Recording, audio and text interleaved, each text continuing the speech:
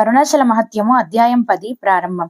ఈ విధంగా తపస్సు చేస్తున్న పార్వతీదేవి వద్దకు మహిషాసురుని చేత ఓడింపబడి పీడింపబడిన వారైన దేవతలు వచ్చి ఆమెను శరణు వేడారు. భయముతో వణుకుతున్న దేవతలు తమకు అభయమిమ్మని దేవిని ప్రార్థించారు. జగన్మాత వారిని విషయమేమిటి అని అడిగింది. అప్పుడు దేవేంద్రుడు ఆమెకు నమస్కరించి ఇలా పలికాడు: ఓ తల్లి జగజ్జనని, మహిషాసురుడు దేవలోకమునంతటినీ ఆక్రమించి అప్సరసలతో నందనవనంలో క్రీడించుచున్నాడు. ఐరావతము మొదలైన వాటిని తన మందిరంలో బంధించి ఉచ్చైశ్రవము, గుర్రం మొదలైన వాహనములపై అప్సరసలతో కలిసి వినోదముగా ఉన్నాడు. అగ్నిదేవుని వాహనమైన మేఘమును తన పుత్రునికి వాహనముగా కోరుతున్నాడు. యముని వాహనం మహిషము దున్నపోతును తెచ్చి తన రథమునకు కట్టుకున్నాడు. సిద్ధ కన్యలందరినీ తన ఇంటి పనులకు వినియోగించుకుంటున్నాడు. అప్సరసలను తన సేవకై ఉపయోగిస్తున్నాడు. భూమిపై గల ఏ గొప్ప వస్తువునైనా తనకు దక్కనిచో కోపించుచున్నాడు. మేమందరము అతని సేవకులమై భయముతో అతని ఆజ్ఞలను శిరసా వహిస్తున్నాము. మాకు వేరే గతి కనబడుటలేదు. ఈ దుష్టుడైన మహిషుడు శివుని వరములచే జయించుటకు సఖ్యము కానివాడై గర్వితుడైనాడు. దేవతలను దైత్యులను కూడా భయపెడుతున్నాడు. మహిషుడు తన కొమ్ములతో పొడవుగా భయపడి వరుణుడు తన దగ్గర ఉన్న అసంఖ్యాకరమైన మునులను తెచ్చి అతనికి అర్పించాడు. కొమ్ములతో పర్వత శిఖరములను పెకలించి వాటి ధాతువుల ధూళితో మహిషుడు తన శరీరమును పూతగా పూసుకుంటున్నాడు. వాని శక్తి మాటల కందనిది. వానిని చంపుటకు నీవే తగిన శక్తి కలదానివి. స్త్రీ రూపంలో ఆ పరమ శివతేజము నీలో ఉన్నది. ఇతను శివవరములు పొంది గర్వముతో దేనిని లెక్కించక ఉన్నాడు. పరమశివునికి ఈ లీల మాకు అర్థమగుటలేదు. జగన్మాత అయిన నీవు మాత్రమే మమ్మల్ని రక్షించగలవు.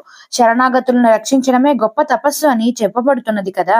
పరాశక్తి అయిన జగన్మాత భయముతో తనను శరణు వేడిన దేవతలకు అభయమిచ్చి, ఓ దేవతలారా, భయము వద్దు. శివుని వరములచే గర్విస్తున్న మహిషాసురుణ్ణి నేను ఉపాయంతో వధిస్తాను. ఇప్పుడే వారిని హతము చేయుట సాధ్యము కాదు. ధర్మం తప్పిన వారు తాము చేయు అధర్మము అనే మంటలలో పడి తమకు తామే నశిస్తారు. నేను సమయము చూసి ఉపవాసముతో వారిని వధిస్తాను అని దేవతలను ఊరడించింది.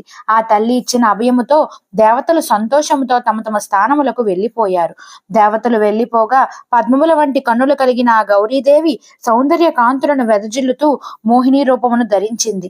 ఆమె అరుణగిరి 4 దిక్కులను రక్షించుట 4 బ్రాహ్మణులను నియమించింది. పార్వతీదేవి హిమాలయము నుండి వచ్చినప్పుడు ఆమెతో పాటు 4 మాతృకలు ఆమెను సేవించుటకు వచ్చారు. దుందుబి, అనవమి, సత్యవతి, సుందరి అని వారి పేర్లు. వారిని పిలిచి, పార్వతీదేవి, మీరు అరుణాచలంను దర్శించుటకు వచ్చిన వారిలో అలసిపోయిన వారిని, ఆకలి దప్పుల చేత బాధపడే వారిని తప్ప ఇతరులెవరిని అరుణగిరి దగ్గరకు రానియరాదు అని ఆజ్ఞాపించింది. తరువాత ఆమె తీవ్ర తపోనిష్టలో మునిగిపోయింది. పార్వతి ఆ విధంగా గౌతమాశ్రమంలో తపస్సు చేస్తున్న సమయంలో వాతావరణం అంతా సుఖముగా ఉన్నది. సూర్యతాపము ఎప్పుడూ ఇబ్బంది పెట్టలేదు. సకాలంలో వర్షములు కురియుట చేత ఆశ్రమ వృక్షములన్నీ ఫలములతో పుష్పభరితమై ఆహ్లాదముగా ఉన్నాయి. జంతువులన్నీ పరస్పర విరోధమును మరిచి నిర్భయంగా తిరుగుతున్నాయి. అరుణాచలము చుట్టూ 2 యోజనముల కైవార్యముకే 4 సూరులైన బ్రహ్మచారుల రక్షణలో భయము, వ్యాధులు లేకుండా సమస్త ప్రాణులు సుఖముగా జీవిస్తున్నారు. పార్వతీదేవి శివుని ప్రీతి కొరకు చేస్తున్న ఆ తపస్సు పగలు రాత్రి నిర్విరామంగా కొనసాగుతున్నా కూడా ఇంకా ఆమె తృప్తి చెందలేదు. ఒకరోజు మహిషాసురుడు వేట కొరకు ఆ ఆశ్రమ పరిసర అరణ్యములకు బయలుదేరాడు. అతని సైన్యము మృగములను వేటాడి వారిని ఆరగించసాగాడు. ధనుర్బాణములను ధరించి వస్తున్న సైనికులను చూసి కొన్ని జంతువులు ఆశ్రమ పరిశ్రమలలోకి పారిపోయాయి. వాటిని అనుసరించిన రాక్షసులు వాటిని చంపబోగా అక్కడికి వచ్చిన బ్రహ్మచారులు వారిని వారించారు. ఇక్కడ ఏమి విశేషము అడిగిన దానవులకు వారు గౌరీదేవి గౌతమాశ్రమంలో తపస్సు చేస్తున్నదని, ఈ తపోభూమిలోకి ఎవరూ ప్రవేశించరాదని ఆమె ఆజ్ఞ అని తెలిపారు. దానిని విన్న దైత్యులు వెనక్కి వెళ్లి తరువాత చేయవలసిన కర్తవ్యమును ఆలోచించి పక్షి రూపము ధరించి ఆశ్రమ చెట్ల కొమ్మలపై కూర్చొని జంతువులను భక్షించాలి అనుకున్నారు. వారికి పచ్చదనంతో శోభిల్లుతున్న ఆశ్రమం అద్భుత సౌందర్య రాశి అయిన పార్వతీదేవి తపస్సు చేయటం కనిపించింది. ఆమె సౌందర్యమును చూసి ఆశ్చర్యము చెంది దైత్య సైనికులు వెనక్కు వెళ్లి తమ రాజుకు తాము చూసిన విషయములను వివరించారు. అది విని మహిషుడు ఒక వృద్ధుని రూపము ధరించి గౌతముని ఆశ్రమంలోకి ప్రవేశించాడు. అతడు పార్వతీ చెలికత్తెల చేత గౌరవింపబడి విశ్రాంతి తీసుకునే కారణముచే అక్కడే కొంతసేపు నిలిచాడు. ఆ వృద్ధుడు గౌరీ ఎందుకు తపస్సును ఆచరిస్తుందని ప్రశ్నించగా, పతిని ప్రసన్నుని గావించడం కొరకు ఆమె తపస్సు చేస్తున్నదని పార్వతి చెలికత్తెలు చెప్పారు. ఎంతకాలము తపస్సు చేసినా ఆమె పతిదయ కలుగుట లేదు.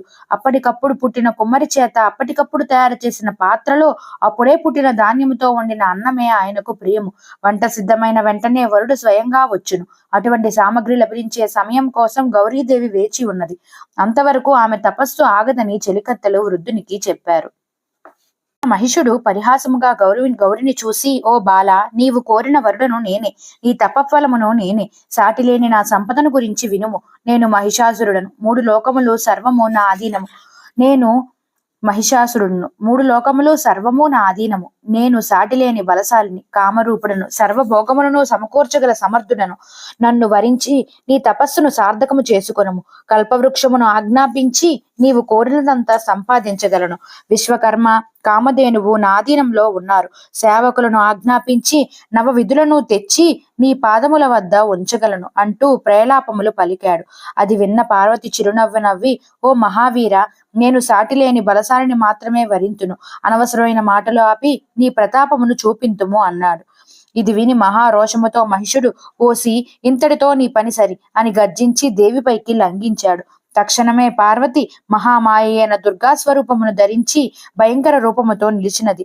తన ఎదుట నిప్పులు చెరుగుతూ ఉన్న దుర్గా స్వరూపమును చూసిన వెంటనే మహిష రూపమును ధరించిన తన కొమ్ములతో కులపర్వత శిఖరములను పెకలించి విసరసాగాడు. అతడు తన సైన్యమునంతటినీ సమీకరించి యుద్ధ సన్నద్ధుడయ్యాడు.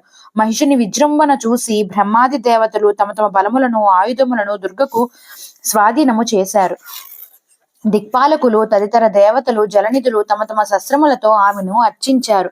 మహామాయ అయిన దుర్గా తక్షణమే కవచము ధరించి అనేక చేతులతో శస్త్రములతో అస్త్రములతో సింహాసమును అధిరోహించి దిక్కులన్నింటినీ వెలిగించు మహా తేజముతో ఘోరమైన రూపముతో నిలిచింది.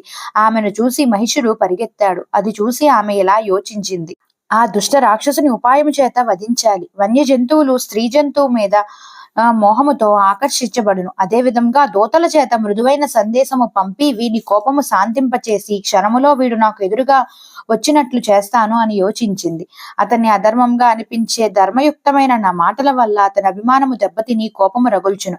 ధర్మమును అంగీకరించి శాంతించితే మంచి వాక్యముల వల్ల ధర్మానికి హాని సంభవించదు. తపస్సులు ఎల్లప్పుడూ కోపమును త్యజించడాన్ని కోరుకుంటారు. అందువల్ల తపస్వినైన నేను ధర్మానికి హాని కలగకుండా వ్యవహరించడమే కర్తవ్యం అని భావించింది. బృహస్పతిని రప్పించి నీవు వానర ముఖముతో మహిషాసుని వద్దకు వెళ్లి అతని ధర్మమును బోధించు అని ఆజ్ఞాపించింది.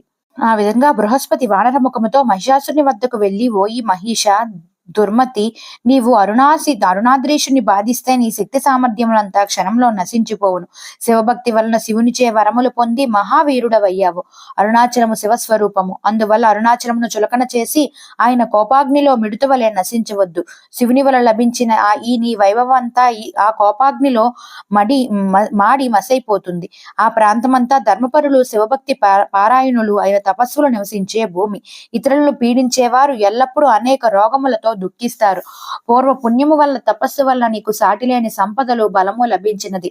వాటిని నీవు నీ దుర్బుద్ధితో నాశనము గావించుటకు నీ బుద్ధిహీనం. నీవు చూసిన ఆ కన్యను నేను కూడా చూశాను. ఆమెకు విశేషమైన బలము కలదు. ఆమెను సామాన్య స్త్రీగా భావించవద్దు. అరుణాచలుని శక్తియే ఆమె. ఎవరి చేత జయింపబడదు. ధర్మబుద్ధి కలిగి శాస్త్ర వచనములతో నీవు శాంతించకపోతే నీ సమస్త సైన్యము తెచ్చుకొనుము. ఏ సైన్యముతో నీవు లోకములన్నింటినీ జయించావో ఆ నీ సైన్యమును క్షణములో ఆమె నశింపజేయును. నీ సాయుధ సైన్యమును సద్యోజాత సైన్యము నశింపజేయును. నీకు నీ సైన్యముకు ముక్తి ఉన్నదో లేదో ఎవరికి తెలుసు. శివుని ఆలోచన ఎవరికీ తెలియదు కదా. ఇంతగా వద్దని వారిస్తున్నా నీవు దుర్బుద్ధిని వదలకపోతే దాని ఫలితము అనుభవిస్తావు. ప్రారబ్ధమును అనుభవించక తప్పదు కదా.